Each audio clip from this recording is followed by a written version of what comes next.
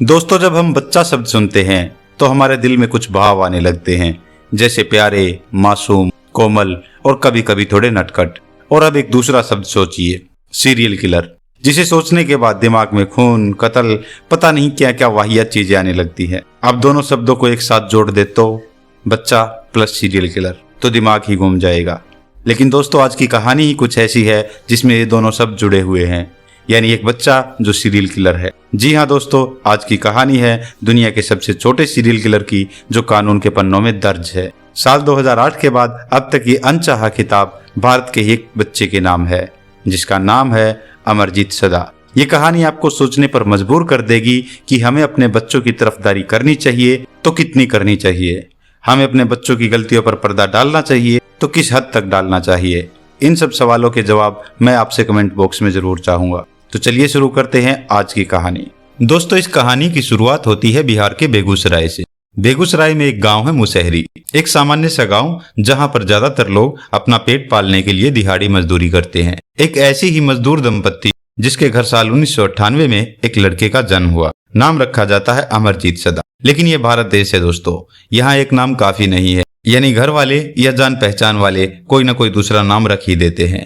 ऐसे ही अमरजीत सदा का दूसरा नाम था मेघुलवा, जो कि घर वालों ने बड़े प्यार दुलार के साथ रखा था। अमरजीत का पालन पोषण करने के लिए माता पिता मजदूरी का काम करने जाते थे। जब वो बहुत छोटा था तो काम पर साथ ले जाया करते, लेकिन जब उसकी उम्र 5-6 साल हो गई तो उसे घर पर छोड़कर ही जाने लगे। ये भी सच्चाई है दोस्तों कि माँ बाप अगर कमाए ना तो बच्चों को खिलाएंगे कहाँ से, और मजदूर आदमी के लिए बच्चों की देखभाल कर पाना बहुत मुश्किल हो जाता है, क्योंकि या तो वो काम कर सकते हैं या देखभाल। अब अमरजीत का सारा दिन आस पड़ोस के बच्चों के साथ खेल कूद कर ही गुजरता था। अब साल आता है 2007। रोज की तरह गांव वालों का दिन सामान्य रूप से चल रहा था, लेकिन तभी अमरजीत के पड़ोस में रहने वाली चुनचुन देवी के ससुर की मौत हो जाती है।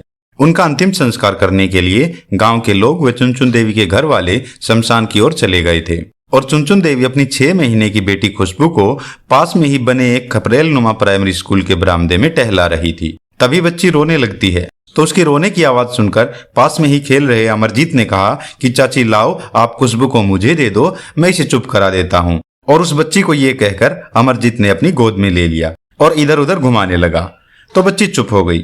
इसके बाद चुनचुन देवी अपने घर के किसी काम में लग जाती है, और अमरजीत उस बच्ची को लेकर थोड़ी देर इधर उधर घूमता रहता है, और बाद में वो गांव के बाहर वीरान पड़ी जगह की तरफ उसे खिलाते हुए ले जाता है।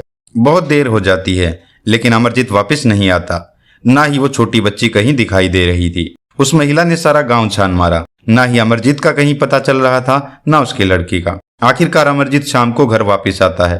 चुनचुन देवी से पूछती है कि उसकी बेटी कहाँ है, तो वो हंसने लगता है और कहता है कि मैंने तो उसे वहीं छोड़ दिया था, स्कूल के बरामदे में। जिसके बाद वो महिला रोने लग जाती है, और बच्ची ना मिलने की बात वो अपने घर वालों को भी बता देती है। सारे गाँव में ये बात पहले ही फैल चुकी थी, क्योंकि पूरे दिन से चुनचुन देवी सबसे यही पूछ रही थी कि किसी ने खुशबू या अमरजीत को कहीं देखा है क्या। फिर चुनचुन देवी के घर वाले और आस पड़ोस के लोग इकट्ठे होकर अमरजीत के घर जाते हैं। शुरू में तो अमरजीत के घर वाले टाल मटोल करते हैं, लेकिन जब लोगों ने दबाव बढ़ाया तो अमरजीत को बुलाया जाता है और उसे धमकाया डराया जाता है। आखिरकार वो बताता है कि मैंने खुशबू को सुला दिया है। जब सबने पूछा कि कहाँ सुलाया है, तो वो उन सबको गांव के बाहर झाड़ियों की तरफ ले जाता है। वहां पर एक गड्ढे के ऊपर रखी कुछ मिट्टी और पत्ते हटाकर दिखाता है और कहता है कि मैंने इस गड्ढे में खुशबू को सुला दिया है। जब सब लोग ये देखते हैं तो उनकी आंखें खुली की खुली रह जाती हैं।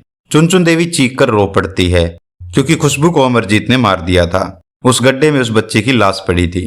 जिसके बाद बच्ची को अस्पताल ले जाया जाता है और बच्ची का पोस्टमार्टम कराया जाता है, और फिर इसके बाद पुलिस में रिपोर्ट दर्ज करवाई जाती है। अगले दिन सुबह पुलिस की एक टीम आती है और अमरजीत को पुलिस पूछताछ के लिए थाने लेकर आती है। क्योंकि ये 8 साल का बच्चा था, तो ना तो पुलिस वाले इसके साथ मारपीट कर सकते थे और ना ही ज्यादा धमका सकते थे। उनके पास सिर्फ एक ही जरिया था पूछताछ का, कि बच्चे से प्यार से बात की जाए और इसके साथ बच्चे की तरह ही बर्ताव किया जाए। इस केस के इन्वेस्टिगेशन ऑफिसर शत्रुघ्न कुमार थे। वो अमरजीत के पास बैठते हैं, बाकी पुलिस वाले भी वहीं खड़े हो जाते हैं। अमरजीत, जो एक साधारण बच्चा ही दिख रहा था, वो उससे पूछते हैं कि बेटा आपने खुशबू के साथ क्या किया। तो अमरजीत उनको देखकर हंसने लगता है, क्योंकि अमरजीत एक बच्चा ही तो था। उसे क्या पता कि पुलिस वाले क्या होते हैं, पूछताछ क्या होती है, इन्वेस्टिगेशन क्या होती है। पुलिस वाले बार बार यही सवाल पूछते जा रहे थे और अमरजीत है कि वो बार बार हंसता ही जा रहा था। आखिरकार अमरजीत चुप होता है और पुलिस वालों को कहता है कि मुझे बिस्किट खाने को दोगे तो मैं सब कुछ बता दूंगा। पुलिस के पास कोई और चारा भी नहीं था। आखिरकार अमरजीत के लिए बिस्किट भी मंगाए जाते हैं।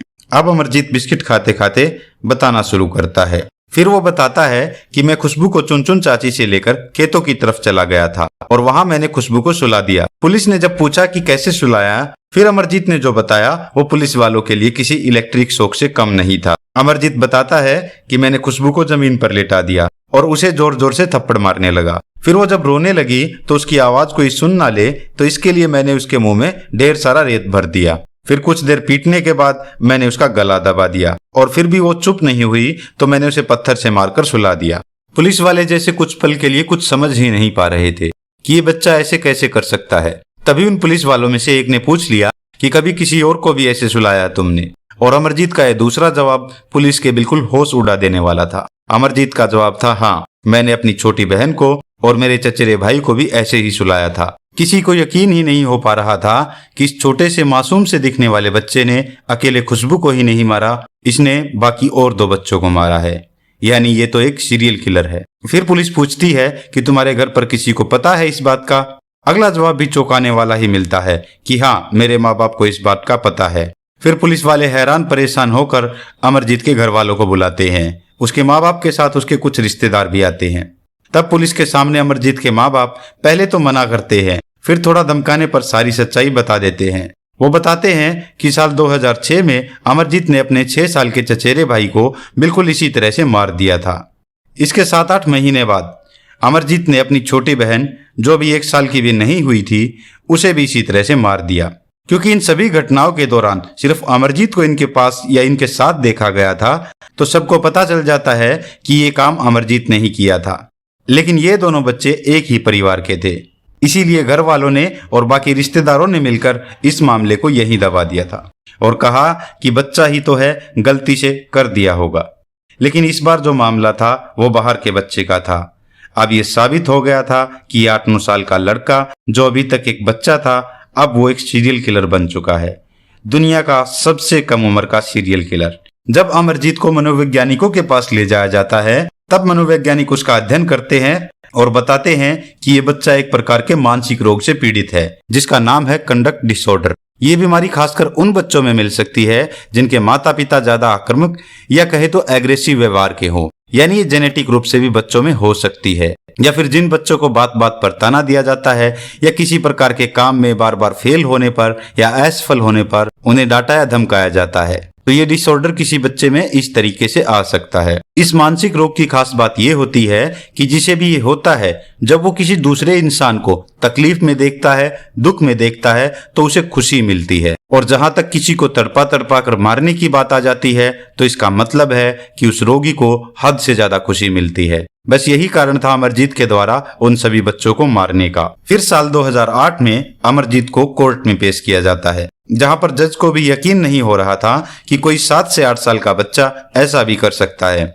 लेकिन ये सब सच था। बात ये भी थी कि ये बच्चा है, इसे ना जेल में रखा जा सकता है, ना बाल सुधार गृह में, ना बाकी बच्चों के साथ रखा जा सकता है, क्योंकि क्या पता ये वहां पर भी किसी बच्चे के साथ कोई अनहोनी ना कर दे। फिर फैसला लिया जाता है कि इसे बाल सुधार गृह में अलग कमरे में रखा जाएगा, बाकी बच्चों से बिल्कुल अलग। लेकिन ये खबर जब मीडिया में आई तो इसने सारी दुनिया को हिला कर रख दिया, क्योंकि जो हुआ था वो सोच और समझ के बाहर था। ये सब इतिहास के पन्नों में हमेशा के लिए दर्ज हो गया था। यानी youngest serial killer of the world, ये अनचाहा खिताब मिल चुका था अमरजीत सदा को। अब आपको बताते हैं कि साल 2022 के अंत में अमरजीत क्या कर रहा है। जी हाँ, वो जिंदा है और अपने ही गांव में रहता है, लेकिन उसका नाम बदल दिया गया है और उसे एक लंबा मेडिकल ट्रीटमेंट भी दिया गया था ताकि भविष्य में वो कुछ ऐसा ना करे। फिलहाल अब वो भी अपने माता पिता की तरह मजदूरी ही करता है और अब अमरजीत की शादी भी हो चुकी है, यानी अब वो एक पारिवारिक जीवन बिता रहा है। ये सब अमरजीत की मां लीला देवी ने 2022 में दिए गए अपने एक इंटरव्यू में जनदस्तक मीडिया के रिपोर्टर को बताया। लीला देवी का कहना था कि अमरजीत उस समय बच्चा था और अमरजीत की मां को पूरा यकीन है कि भविष्य में अमरजीत ऐसा कुछ नहीं करने वाला है। अब वो अपने गृहस्थ जीवन में खुश है। लेकिन जब गांव वालों से बातचीत की गई तो उन्होंने बताया कि अब भी अमरजीत कई बार अजीब तरीके से पेश आता है, यानी अभी वो पूरी तरह से ठीक नहीं हुआ है। लेकिन परिवार का कहना है ऐसा कुछ नहीं है, ये सब झूठ है। वो अपनी पत्नी के साथ बहुत अच्छे से रहता है और रोज काम पर जाता है। अब अमरजीत सदा की उम्र 24 साल हो चुकी है और वो अपने नए नाम के साथ अपनी जिंदगी बिता रहा है। लेकिन क्या भविष्य में ऐसा वो कुछ नहीं करेगा, ये तो कोई नहीं जानता। बाकी आप लोगों का क्या सोचना है इस कहानी के बारे में, हमें जरूर बताइए।